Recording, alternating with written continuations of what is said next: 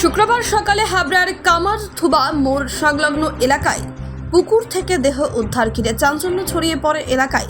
মৃতের নাম সমর সাধুখা, বাড়ি কামারথুবা নন্দবাসী এলাকায়।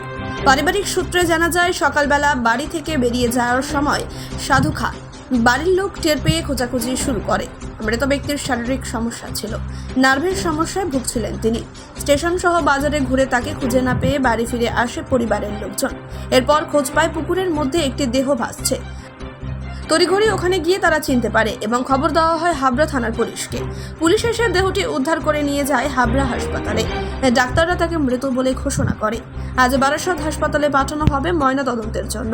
হাবড়া থানার পুলিশ তদন্ত করে দেখছে কী কারণে মৃত্যু ঘটেছে।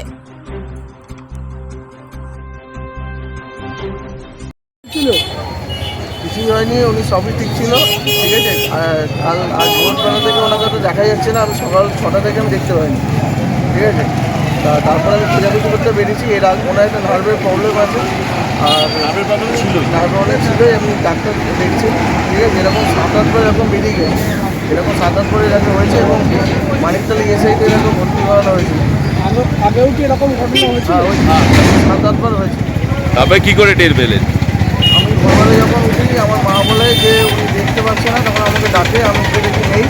তখন আমি দেখি যে আমার গাড়ির যে গেট আছে, বাকি সব গেটে চাবি ওই গেটের দেখি গেটটা খোলা।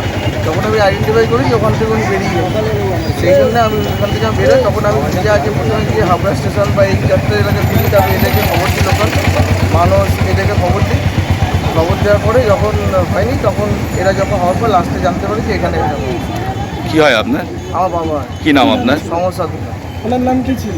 সমর সাধুকা। আপনার নাম? শুভেন্দু সাধুকা।